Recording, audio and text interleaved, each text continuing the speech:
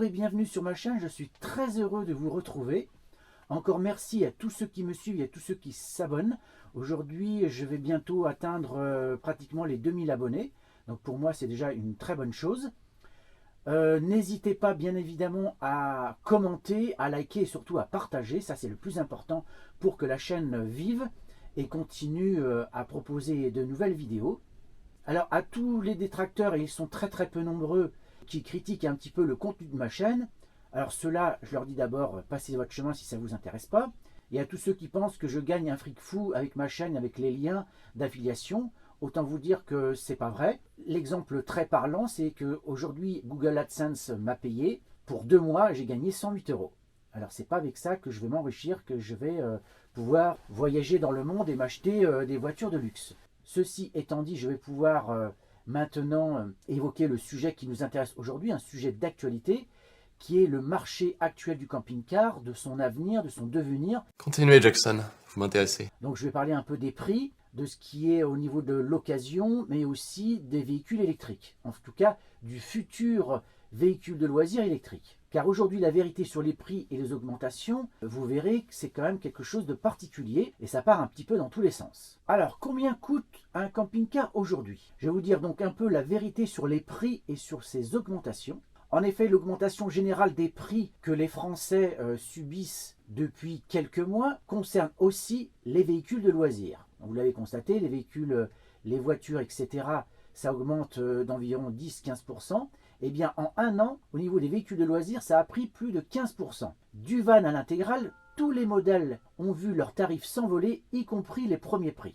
Donc j'ai essayé de regarder un petit peu quel était le prix moyen de camping-car et vous allez voir que la hausse est quand même assez conséquente. Alors cette hausse des prix s'explique par notamment la pénurie de châssis et de semi-conducteurs qui en fait pénalisent les constructeurs de camping-cars depuis 2 ans maintenant. Alors là, effectivement, depuis la crise Covid, vous avez vu qu'il y a de nombreuses industries et entreprises qui ont dû fermer, notamment en Chine, parce que c'est de là qu'arrivent la plupart des semi-conducteurs. Et notamment la Chine continue à appliquer sa politique zéro Covid, ce qui implique des retards dans l'approvisionnement des semi-conducteurs et de toute autre pièce électronique qui sont notamment utiles pour nos châssis. L'augmentation des prix des matières premières et le coût des transports également sont de la partie. Et là également, avec le conflit ukrainien, les conséquences sur le coût de la vie, on le voit tous les jours, notamment au niveau de la nourriture, l'essence, etc.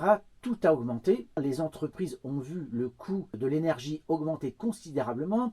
Pour certaines entreprises, on parle d'une augmentation par 3, voire par 10 du coût de l'énergie, ce qui est colossal et forcément ça se répercute après sur les produits qu'ils revendent. Donc tout ceci les oblige à revoir leurs tarifs à la hausse. Des hausses inédites et très conséquentes qui font s'envoler la valeur des véhicules neufs comme jamais auparavant. Des augmentations de plus de 15% en un an et plus de 22% en 2 ans, et donc qui dépassent largement l'inflation. D'après l'INSEE, les prix à la consommation ont augmenté de 6,2% sur l'année, ce sont des chiffres d'octobre 2022.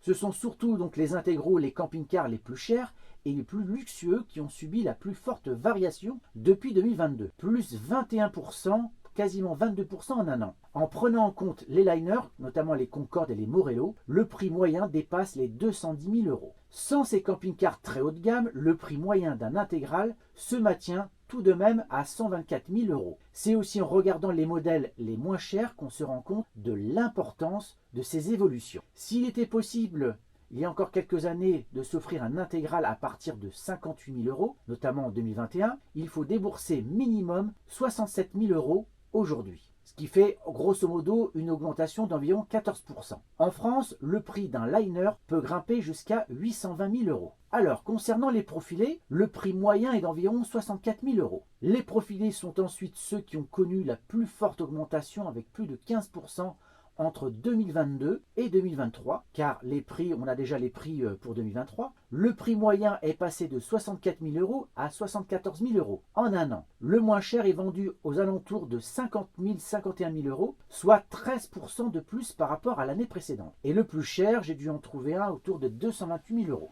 Même les véhicules les plus compacts subissent des hausses de prix importantes. Les vannes ont augmenté de près de 15% en un an. Le prix moyen est passé donc de 50 000 € à peu près en 2022 à 62 000 € pour 2023. Le moins cher s'affiche aujourd'hui à partir de 45 000 €. Vous imaginez donc, en 2021, il était à 38 599 €, ce qui fait une progression de 16% le van le plus onéreux, lui, atteint 93 000 €. Du côté des fourgons, la hausse est légèrement inférieure, mais significative également. Le prix moyen, lui, est passé de 55 280 € en 2022 à 62 200 € en 2023, ce qui fait à peu près une augmentation de 12,5%. Le moins cher est commercialisé à partir de 45 500 €. Il fallait avant 39 400 € en 2021, soit une augmentation de 17%. Le plus cher lui était vendu à partir de 125 000 €. S'il s'en vend moins ces dernières années, les capucines subissent aussi de fortes augmentations. Plus de 12% en un an et plus de 23% en 2 ans. Sans prendre en compte quelques modèles particulièrement luxueux, le prix moyen est de 71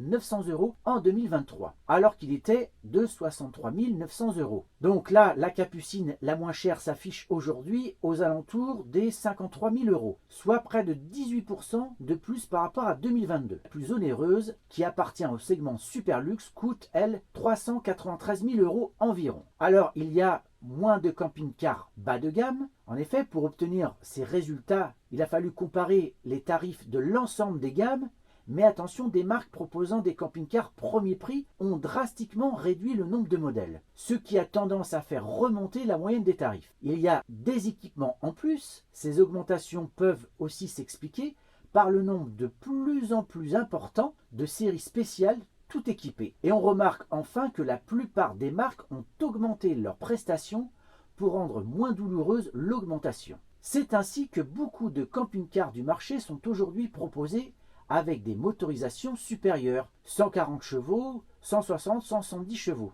dès leur version de série, et même parfois avec la boîte automatique. Alors, quelle est la réalité du marché aujourd'hui? Tout d'abord, dans les concessions, vous n'avez pas vraiment beaucoup de choix. Ce qui ne veut pas dire qu'il n'y a pas de véhicule, mais c'est un peu plus compliqué de faire un choix du véhicule qu'on souhaite. En effet, les délais de livraison pour un modèle particulier avec des options et des équipements s'est allongé considérablement, ce qui entraîne d'ailleurs des problèmes de trésorerie pour les petits concessionnaires. On parle de délais qui vont jusqu'à 2 ans pour certains modèles. Donc vous imaginez, pour un concessionnaire qui n'a pas beaucoup de choix, eh bien il vend un véhicule, mais il pourra avoir qu'un seul acompte, et la finalité de la vente se fera au bout de 18 mois, 2 ans. Donc en attendant, il n'y a pas de trésorerie. D'autre part, il faut qu'il garde sur le parc quand même quelques modèles d'exposition qui ne peuvent pas forcément vendre dans l'immédiat. J'ai rencontré un concessionnaire qui a aussi évoqué toutes ces difficultés, mais aussi ces augmentations qui l'amènent à réfléchir sur sa profession, et notamment lorsqu'il doit proposer des modèles avec de telles augmentations, que ça commence à grincer et il a l'impression de voler un petit peu ses clients. Alors, il n'est pas responsable, bien évidemment, de cette situation, mais hier, quand il a acheté un camping-car, donc il avait forcément sa plus-value. On peut imaginer un camping-car qu'il achetait à 50 000 et qu'il revendait à 65 000. Aujourd'hui, il achète ce camping-car à 65 000 €. Donc, ce qui veut dire que derrière, forcément, il faut qu'il ait sa plus-value, il faut qu'il gagne son argent. Donc, il se retrouve avec des augmentations de 15 à 20 000 € derrière. Donc, ça aussi, ça pose un problème de conscience professionnelle et c'est difficile pour eux. Le seul choix qui vous reste, c'est donc de prendre des modèles déjà exposés en concession. Vous n'aurez donc pas le modèle que vous voulez réellement. Il faudra peut-être faire des concessions, notamment sur des équipements ou sur des motorisations. Sinon, il vous reste le marché de l'occasion. Mais là encore, les prix sont devenus assez fous, avec des augmentations selon les modèles de 10 à 20%. Le marché est devenu totalement irrationnel, car la demande est là, mais l'offre ne suit pas. Maintenant, je vais aborder une seconde thématique qui est, et vous le savez, c'est la fin des véhicules thermiques en 2035. En effet, en 2035, les constructeurs ne devraient plus produire et vendre de véhicules neufs pour le continent européen. Cela veut dire tout simplement que les constructeurs devraient nous proposer des châssis avec moteur électrique ou hydrogène. Cela va donc entraîner un problème au niveau du PTAC qui est limité aujourd'hui à 3,5 tonnes avec un permis B. Demain, avec ces nouveaux moteurs, il faudra passer à la vitesse supérieure et probablement proposer un PTAC à 4,2 tonnes voire 4,5 tonnes. D'ailleurs, les autorités européennes y travaillent actuellement En tout cas, depuis cette année, il y a beaucoup de réunions sur cette question. Mais il ne faut pas se leurrer, car je ne crois pas qu'on atteindra ces objectifs en 2035. En effet, vous imaginez bien que cette date fatidique des 2035, quand on voit un petit peu l'actualité, on s'interroge. D'ailleurs, il existe une clause de revoyure qui, je crois, est autour de 2026. Car en effet, les constructeurs n'y croient pas non plus. Le prix des véhicules électriques va peut-être baisser pour les petites voitures, mais pour les gros véhicules et plus particulièrement pour les porteurs de véhicules de loisirs, ce ne sera pas forcément le cas. Imaginez donc le prix d'un véhicule de loisirs en électrique, même en entrée de gamme, ça va être destiné qu'aux plus fortunés. On risque d'être dans un marché de niche. Et ça, les concessionnaires voient ça un peu d'un mauvais œil. L'autre problématique, c'est l'autonomie, car si les technologies n'évoluent pas rapidement, on va avoir des véhicules qui auront des autonomies autour de 300-400 km au mieux. Actuellement, on parle d'autonomie autour de 50, 70, 100 km, pas plus. Il va y avoir aussi la question des bornes de recharge. Aujourd'hui, on compte environ entre 30 et 40 000 bornes de recharge en Europe. Il faudra passer en 2035 à plus de 30 millions, ce qui est quasi impossible. Il y a aussi la problématique de la vitesse de charge. Et enfin, l'autre fin, c'est la production d'électricité. En effet, il faudra augmenter d'ici là de 25% la production d'électricité pour atteindre les objectifs. Cela va impliquer notamment la construction de plusieurs dizaines de centrales nucléaires en Europe. On n'y sera pas quand on voit nos difficultés avec l'EPR de Flamanville. Je pense qu'il ne faut pas paniquer, les choses ont encore le temps de changer et vous verrez que l'échéance de 2035 risque d'être repoussée. En conclusion, nos véhicules de loisirs ont encore de beaux jours devant nous, d'autant que la fin de la production des véhicules thermiques ne veut pas dire la fin de la circulation des véhicules thermiques sur nos routes. La seule contrainte, ce sont les ZFE qui vont impliquer l'interdiction de nos véhicules dans les grandes villes. Mais là, je vais vous dire que c'est une petite contrainte, car en général, on évite les centres-villes des grandes villes et on stationne en périphérique, c'est beaucoup plus simple. Vous prenez les transports en commun, le métro, les bus, etc., ou éventuellement un vélo électrique par exemple. Donc pas d'inquiétude, je pense qu'on va encore profiter pendant encore longtemps de nos véhicules de loisirs. Alors après toutes ces informations-là, on peut se demander si au final les véhicules de loisirs pourraient devenir à l'avenir peut-être une niche au niveau des ventes. Alors pas pour tout de suite parce qu'il y a encore un peu de la demande. On peut espérer que cette folie camping-car finisse par s'essouffler et qu'on redevienne à des niveaux normaux, parce qu'effectivement quand on est adepte du camping-car, quand on aime vraiment ça et qu'on se retrouve avec des centaines de milliers de camping-caristes qui viennent de toute l'Europe plus les camping-caristes en France, on est un peu débordé et les autorités finissent par sanctionner les camping-caristes. Donc voilà, cette vidéo arrive à sa fin. Qu'est-ce qu'il faut en retenir de tout ça?